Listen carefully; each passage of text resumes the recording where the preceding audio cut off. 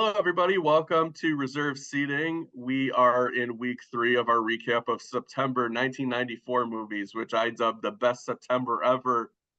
So this is the entry I'm on of. the rapids though. Hold on, Adam. I'm on the. It's a this is the it's a bumpy ride. It's a bumpy part of the journey together. This is where it gets dangerous. This is the Gauntlet episode. This is the gauntlet episode. It starts right now.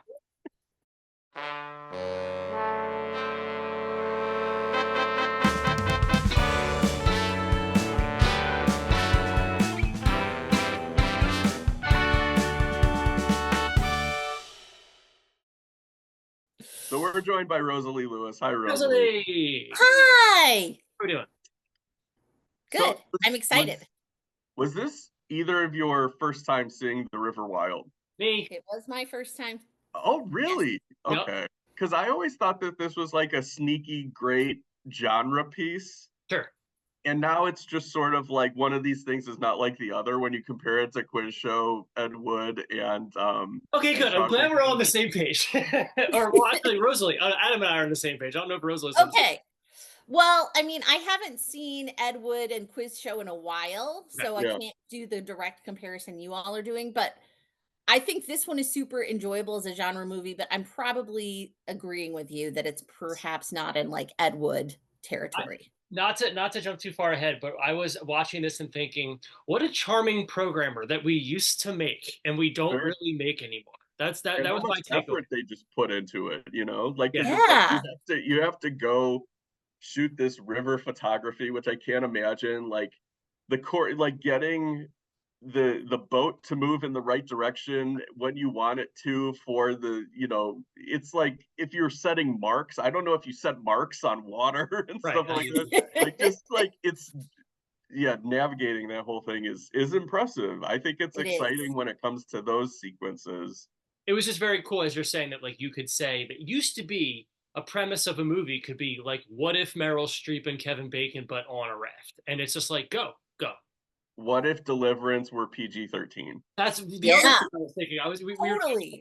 Rosalie, I thought that you would love this movie, honestly, this when I was watching it this time, because there was a detail that I overlooked every other time I'd seen this movie, and this was probably like the 5th time I've seen this movie, and that's that they're on the run because they robbed a cattle auction, and I was just like, Yes. that sounds exactly like something out of like Noir City. Oh my gosh. I was thinking as I was watching this, like, this is totally a noir, but like Disneyfied. And it Yeah. really is like, if you put this in black and white and set it in the 40s, it would be noir because you've got like a family that's in peril. You've got, thieves on the run.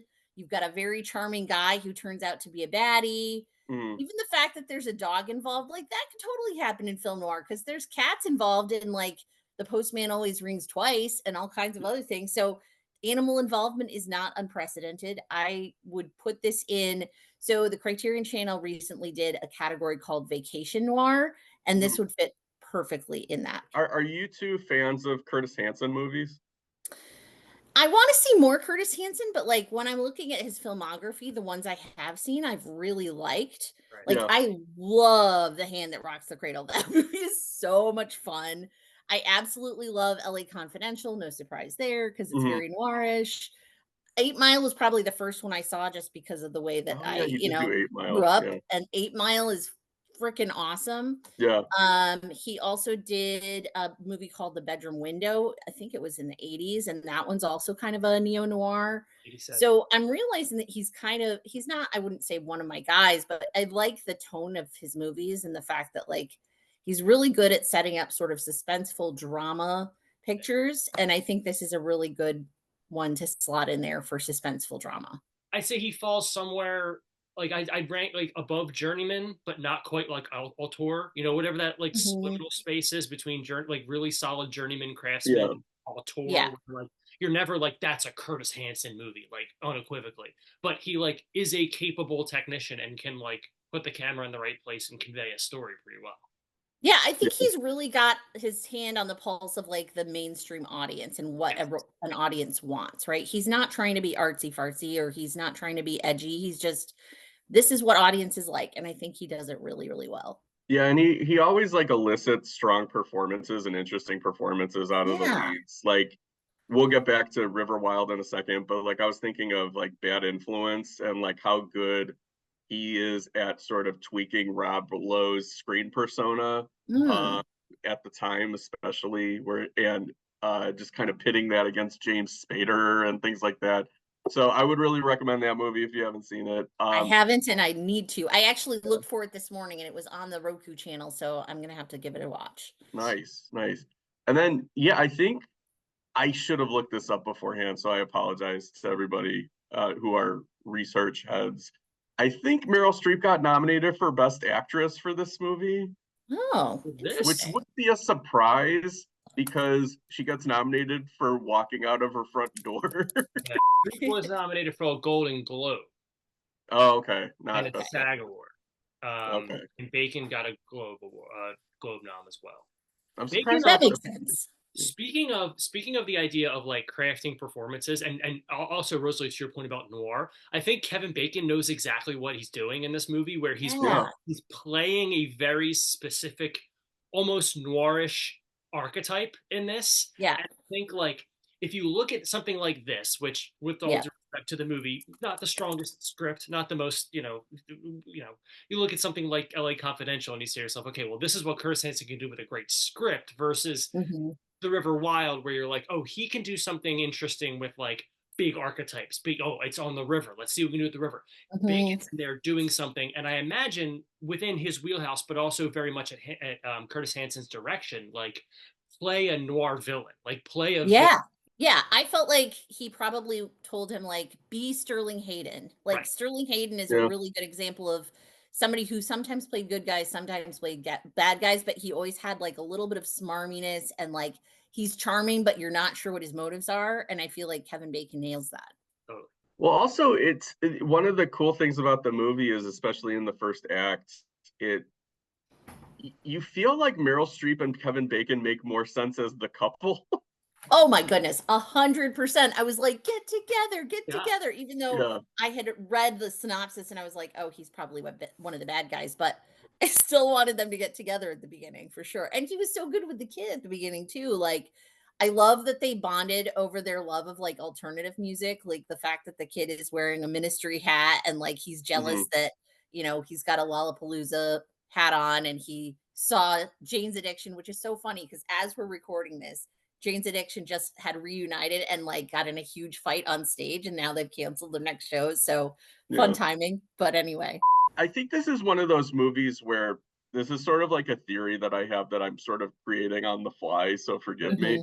But I think you can really tell like an actor's mettle by like how good they are as an actor if they can really elevate something like this. Yeah. Like if you see Meryl Streep playing the Iron Lady, it's like of course like she knows Yeah. how to do that. But like if you see her like in the River Wild and she gives this like three-dimensional like characterization of like this outdoorsy woman who's like also a mom and kind of has to compromise her own lifestyle for the benefit of her husband, and like the husband feels like he can't measure up because his wife is sort of more of like the quote unquote man of the relationship and everything like that. Like she's so good at that. She is. And it makes you like really appreciate it. That's always like why when people are like, and sorry to do a runaway knock on Daniel Day Lewis, but everybody's just like Daniel Day Lewis is so great, and I'm like he should have played a part in like Lord of the Rings, then I could tell how great he is. I'm not knocking like how perilous the gauntlet could be, but every time I see like rapids in a movie, I'm like that doesn't look that bad. I'm sure Well, I there's know I some, texted you last night, Adam, and I was like, this movie is making me want to go on like a whitewater rafting trip the same way that Sure. Jurassic Park made me want to go see dinosaurs on an island. Like, I know that's not what I'm supposed to get, well, but Yeah. that's what I got out of it. It looks really fun. don't take Joseph Mazzello because that kid gets you into trouble when you go outside. Yeah, Yeah. clearly he is the curse here. I think there's parts of this movie that are slightly interminable. I think it goes on in Like a which way parts? Go for it. like no, just a lot of the middle. Some of the middle was a little, hard to track everybody's You hate machinations. Benjamin Bratt.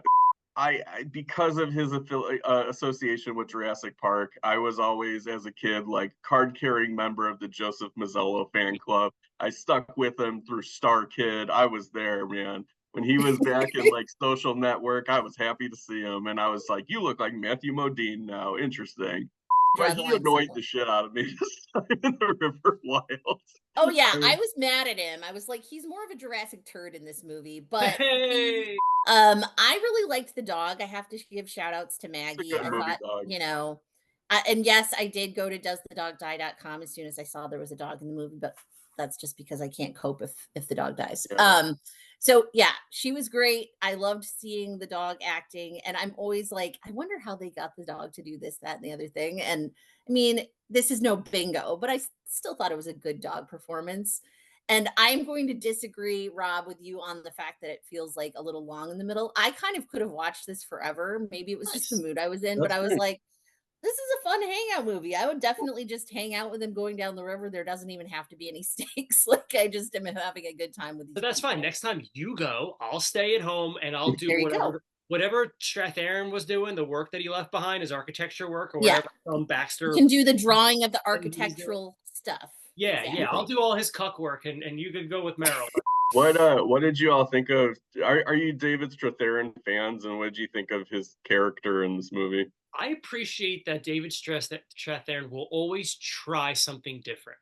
I Hmm. don't always know that he succeeds, but I appreciate that, like whether he's playing like Edward R. Murrow or again he's playing like a the cuck in this, or he's playing like there's always something he's trying to he has a great run on The Sopranos where Mhm. he plays the sort of would be boyfriend of Carmela, and he can do that. He can do like dapper, he can do academic, he can do downtrodden, he can do I think I appreciate his effort. I don't know if I'd say I appreciate the fact that he always nails it, but I appreciate the fact that he's always trying.